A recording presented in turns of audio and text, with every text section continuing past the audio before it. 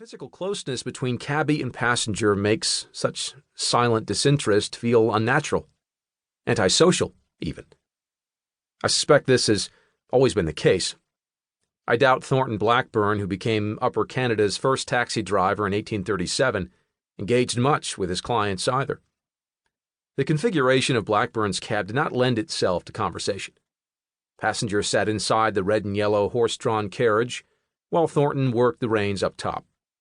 Had they spoken to Thornton at all, his clients might have glanced at his black face, heard his unfamiliar accent, and asked him where he came from. Kentucky, he'd have said. Thornton's clients, their brief pleasantries exhausted, might have returned to the pages of the week's Upper Canada Gazette in the same way today's passengers dissolve into the quiet glow of their Twitter feeds. But Thornton's life history hints at what we might be missing. One's birthplace alone does not tell a story. Thornton and his wife, Lucy, didn't just come from Kentucky. They came from slavery. The Blackburns escaped their slave masters in high summer of 1831. They used forged documents to book passage across the Ohio River on a steamboat named the Versailles. Thornton and Lucy continued on to Detroit, where they lived for 2 years before getting arrested as runaway slaves. Then they escaped again. Lucy walked out of her prison cell after swapping clothes with a friend who agreed to take her place. Thornton was freed by a throng of Detroit's black citizens who armed themselves with pistols, knives, and clubs and overwhelmed the prison guards. The Blackburns reunited in Canada, but were jailed again while their American owners sued for their extradition. Since Thornton and Lucy had committed no crime in Canada, however, the court would not send them back. The Blackburns' exoneration established Canada as a safe haven for fugitive slaves from America.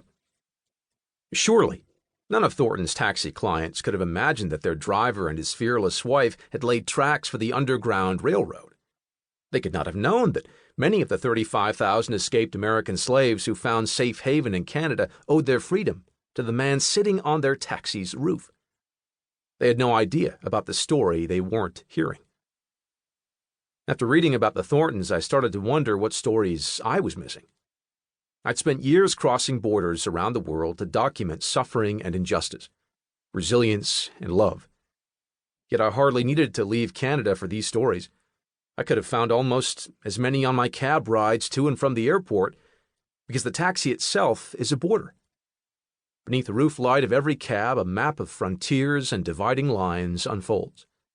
The taxi occupies the margin between public and private space, accessible to all but simultaneously personal and intimate. The taxi is the border between autonomy and servitude. The cabbie has no superior to answer to. Instead, each fare brings a new master to whom he briefly yields.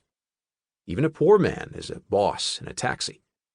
The taxi can be the border between the wealthy and working class, and between white people and people of color. Nowhere else do people so different share such close quarters and engage so little.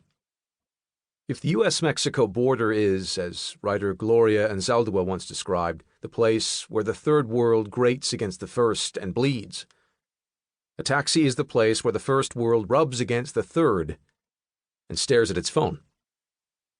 For me, the most compelling taxicab borderline is drawn here, between silence and the stories that silence conceals.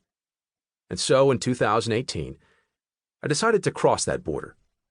I put away my passport and spent a year traveling around Canada to seek out the life stories of the nation's taxi drivers. I would speak with cabbies outside their cars, for fear the enclosed space and running meter would transform our discourse into a costly interrogation rather than a real conversation. I wanted to meet drivers somewhere they would feel comfortable too. This meant spending a disproportionate amount of time amid the familiar brown tiles of Tim Hortons. Not every driver wanted to meet me. In fact, most didn't. Some didn't want to divulge their personal lives. Others were simply too busy. The manager of Toronto's Beck Taxi, the largest taxi brokerage firm in North America, told me that drivers don't see any value in talking to a writer. One retired cabbie in Montreal was more blunt. Most of the drivers I know are not willing to waste their time ranting about their interesting stories to a